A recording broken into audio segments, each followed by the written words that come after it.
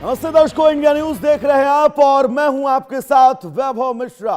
उत्तर प्रदेश देश की सबसे बड़ी सियासी प्रयोगशाला और 2027 का चुनाव अब धीरे धीरे राजनीतिक केंद्र बनता जा रहा है।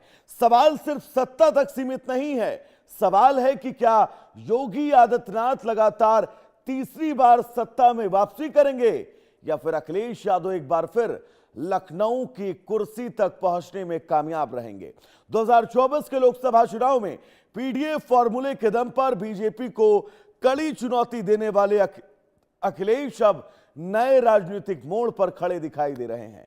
राम मंदिर चढ़ावा चोरी का मुद्दा हो, अयोध्या का सवाल हो या फिर मथुरा में प्रस्तावित कार सेवा, सपा लगातार उन मुद्दों पर प्रतिक्रिया दे रही है जिन्हें बीजेपी अपने मजबूत राजनीतिक क्षेत्र के तौर पर देखती है।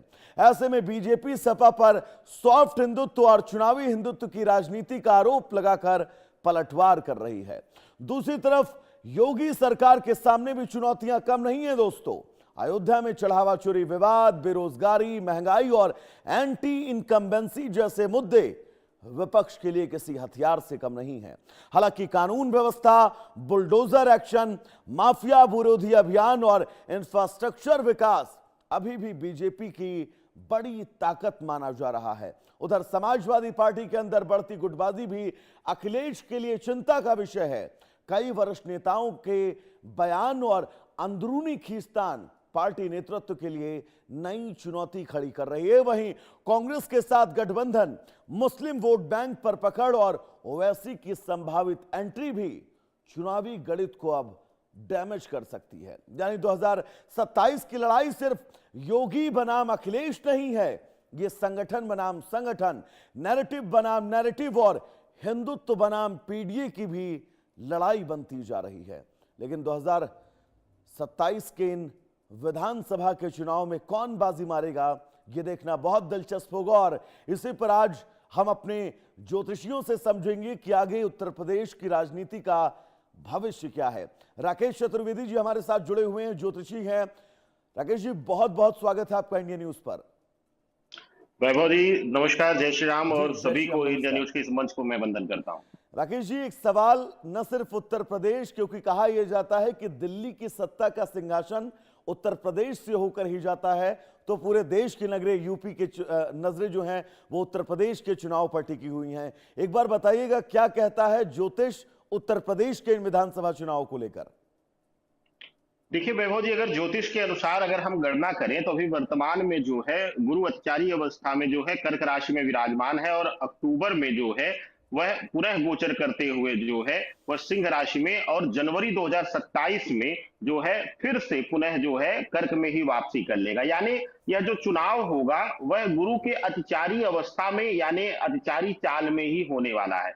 अतिचारी गुरु के बारे में कहा जाता है कि यह जो है सत्ता को संघर्ष कराता है। सत्ता में जो बैठा रहता है, पहले के समय में कहा जाता था कि यह राजा को संघर्ष कराता था, उस समय बहुत ज्यादा जो है पड़ोसियों के साथ युद्ध इत्यादि की जब नौबत आती थी। आज के समय में क्योंकि वो राजतंत्र नहीं है तो राजनीति तंत्र है, तो ऐसी अवस्था में विरोधियों से बहुत ज्यादा संघर्ष कराता है, विरोधियों के द्वारा बहुत ज्यादा जो है चीजें होती हैं। तो ऐसी अवस्था में जो वर्तमान सत्ताधीश हैं, जो वर्तमान में उत्तर प्रदेश में सत्ता में बैठे हुए हैं, गुरु के चाल की वजह से देखा जाए और क्योंकि जो है केतु निकल जाएगा दिसंबर में और वह आ जाएगा कर्क में और वहीं पर जो है फिर से गुरु का भी योग बन जाएगा, गुरु का मिलन हो जाएगा केतु से। तो ऐसी अवस्था में देखा जाए कि जो वर्तमान सत्ता है, जो वर्तमान में मुख्यमंत्री हमारे आदरणीय योगी आदित्यनाथ जी हैं, मुझे लगता है कि जितना आसान हम समझ रहे हैं ज्योतिषीय सूत्रों के अनुसार, ग्रहों के अनुसार, नक्षत्रों के अनुसार, उतना आसान इस बार 2027 की लड़ाई नहीं होगी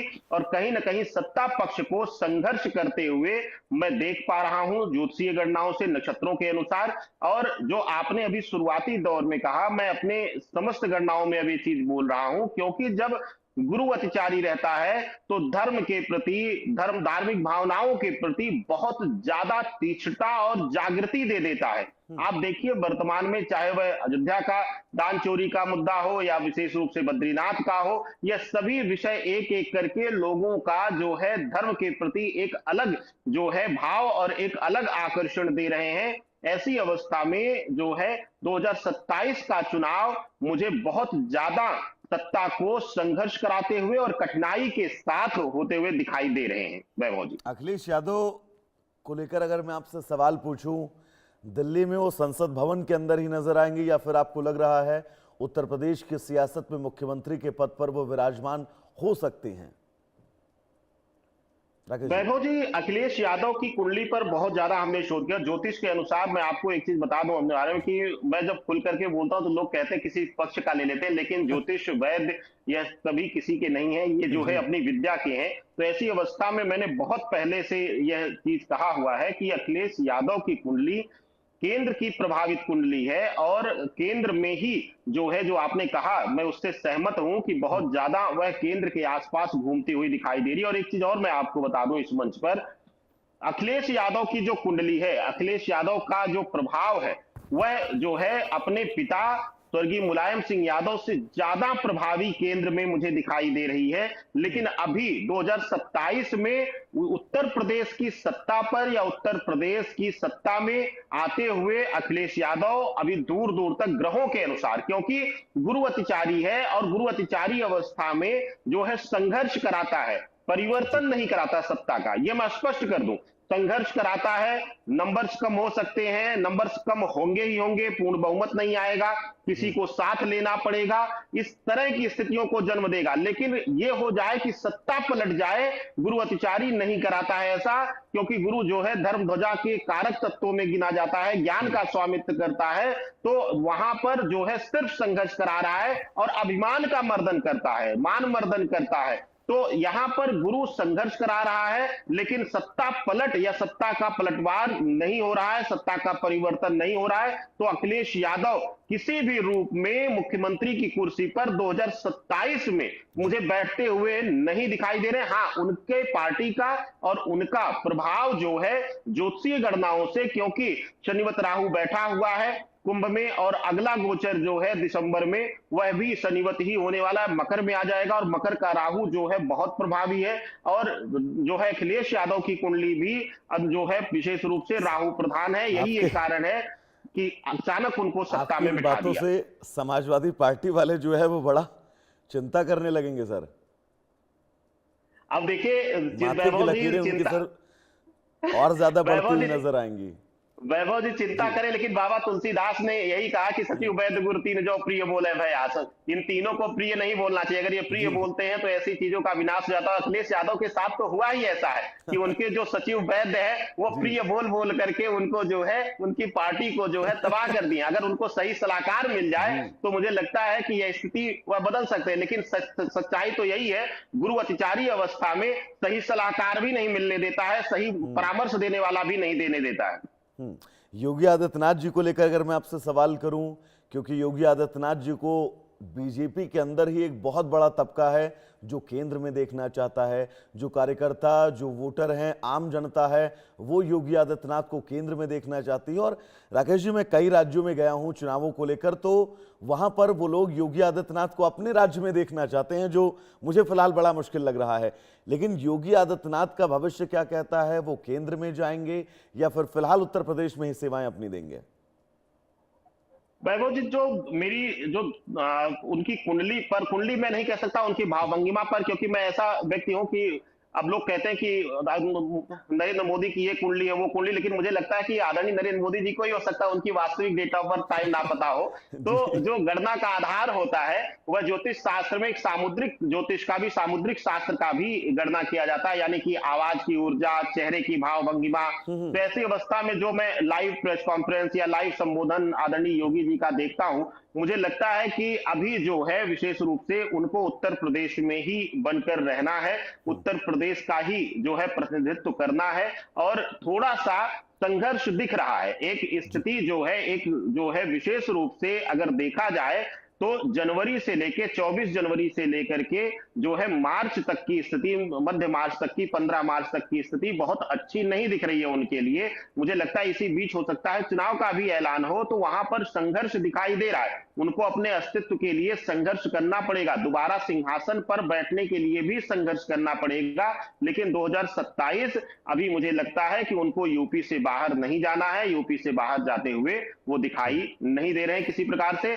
उत्तर प्रदेश में उनका प्रभुत्व, उनका प्रभाव जो है व्यक्तिगत रूप से, पार्टी को छोड़ दीजिए, अब यहां पर मैं व्यक्तिगत रूप से कह रहा हूं कि अब व्यक्तिगत रूप से उनका प्रभुत्व, उनका प्रभाव जो है उत्तर प्रदेश की राजनीति में बहुत ज्यादा और बढ़ने वाला है 2027 में। वैभव जी, राकेश जी, अगर बात उत्तर प्रदेश के विधानसभा चुनाव की हो और ऐसे में मायावती का जिक्र ना किया जाए तो शायद बात अधूरी रह जाएगी। हालांकि मायावती का फोटो जो है वो हमने नहीं लगाया हुआ है, लेकिन मायावती को आप इग्नोर उत्तर प्रदेश के अंदर नहीं कर सकते हैं, आप नजरअंदाज नहीं कर सकते हैं, क्योंकि एक बड़ा कोर वोट बैंक मायावती के पास है, जो अगर मैंने ये तक देखा है कि वो प्रचार करने भी ना जाएं, बसपा का जो कैंडिडेट है वो अपने क्षेत्र में एक बार भी लोगों के दरवाजे पर दस्तक ना दे, लेकिन उसके बावजूद भी वो कोर वोट बैंक जो है वो मायावती यानी बसपा को ही वोट देता है। मायावती इन चुनाव में कोई बड़ा फैक्टर दिखाते हुए आपको नजर आ रही हैं या नहीं, और अगर नजर आ रही हैं तो क्या गठबंधन भी आने वाले वक्त में वो दोबारा समाजवादी पार्टी से कर सकती हैं या फिर किसी और से? वैभव जी, बहुत उत्तम प्रश्न है और इस पर लगातार मैं निरंतर सोच रहा हूँ। आप मानेंगे नहीं कि बसपा जी की तरफ से बहुत ज्यादा इस पर जो है भविष्यवाणियों को लेकर के हमारे पास लोग आ रहे हैं, क्योंकि जी मेरी जन्मभूमि भी पूर्वांचल है, जी, तो और ज्यादा लोग जुड़े मेरे हुए मेरे सदरी के रंग पर मत जाएगा, ये संयोग है। जी तो ऐसी अवस्था में जो है, नहीं सदरी के रंग में नहीं, चेहरे की भावभंगिमा का जरूर अध्ययन किया जाता है। जी तो अगर बसपा के लिए मैं वैभव जी बताऊंगा आपको, बसपा निसंदेह इस बार जो है, अब चाहे कह लीजिए कि अब कुछ लोग राजनीतिक दृष्टिकोण से कहेंगे कि भाजपा के सहयोग से, प्रभाव से, लेकिन मैं जो गणना है मेरी जो थी, कोई भी कारक तत्व हो उसमें, लेकिन बसपा इस बार अपना प्रभाव पुनः दिखाने की तरफ बढ़ रही है। और निसंदेह जो है इस बार वह जो मेरी गणना है, मैं अभी बहुत ज्यादा स्पष्ट नहीं, क्योंकि अभी तिथियों का जो है ऐलान नहीं हुआ, अभी चुनाव तिथियों का नहीं, लेकिन जो मेरी वर्तमान गृही स्थिति पर जो गणना है वैभव जी, वो मुझे लगता है कि 15 से 20 सीटों का अनुमान मुझे बसपा का दिखाई दे रहा है इस बार, और बहुत बड़ी भूमिका और मुझे सरकार बनाने में मायावती की दिख रही है, ये मैं स्पष्ट कर दे रहा हूं। राकेश जी, 15 से 20 सीटें अगर बसपा की आ जाती हैं फिर ये तो बड़ा गेम चेंजर हो जाएंगी चीजें यूपी में। बहुत गेम चेंजर होंगी। और मैं अभी अभी आपको वैभव जी कहा, ये आप नोट कर लीजिएगा, मैं ऐसा ब्राह्मण हूं कि मैं पीछे हटने वाला इंसान नहीं हूं। बहुत बड़ा रोल होगा सत्ता में बैठने को लेकर, या सत्ता पर जो बैठेगा उसके पीछे मायावती का बहुत बड़ा रोल होगा। एक बार फिर से पुनः जो है मायावती जो है उत्तर प्रदेश में किंग मेकर बनने वाली, और ये बहुत बार रोल हुआ है ऐसी अवस्था में। आप देखिए, याद करिए कि इनका रोल जो है बहुत ज्यादा रहा है सत्ता में सिंहासन पर बिठाने को लेकर के। वैभव जी, मायावती उत्तर प्रदेश की राजनीति का सबसे मजबूत स्तंभों में से एक रही हैं अब तक। अब फिलहाल वो शून्य पर बसपा चली गई, वो अपनी गलतियों से चली गई, वो गलतियां यहां पर दोहराने वाला नहीं है। राकेश जी, एक सवाल मैं एआईएमआईएम के प्रमुख असदुद्दीन ओवैसी को लेकर भी पूछना चाहूंगा, क्योंकि मेरे बहराइच जनपद की मटेरा विधानसभा से उन्होंने अपनी चुनावी रैली की शुरुआत की, और मटेरा का जो जातिगत समीकरण है वो 48-52 का रेशियो है। 52% वहां पर हिंदू वोटर हैं, 48% मुस्लिम वोटर हैं, और वहां पर अमूमन जो नतीजे आए हैं वो हमेशा ऐसे आए हैं कि वहां पर मुस्लिम कैंडिडेट जो है वो जीतता रहा है। ओवैसी की वहां से शुरुआत, और ओवैसी अब पूर्वांचल के आप रहने वाले हैं तो जानते हैं पूर्वांचल में भी कई ऐसी विधानसभा की सीटें हैं जहां पर मुस्लिम वोटर जो हैं वो पूरा बाजी पलटने का दम रखते हैं। ओवैसी की एंट्री कैसे देखते हैं आप? क्या कैसा है, कहता है ज्योतिष ओवैसी को लेकर उत्तर प्रदेश में? देखिए वैभव जी, शनिवत राहु बैठा हुआ है, और चुनाव के समय भी मकर में ही राहु रहेगा। अगर गोचर कर जाता है दिसंबर में, उसके बाद चुनाव होता है, तो शनिवत राहु ही रहेगा। और मुस्लिम संप्रदाय का, मुस्लिम जो है प्रभाव का जो कारक तत्व है राहु है, कट्टरता का है। तो ऐसी अवस्था में जो है, अगर जो है वैसी चुनाव उत्तर प्रदेश में एक ताकत से लड़ते हैं, तो बहुत बड़ा उनका रोल होगा जो है सपा को और अन्य पार्टियों को नुकसान पहुंचाने का।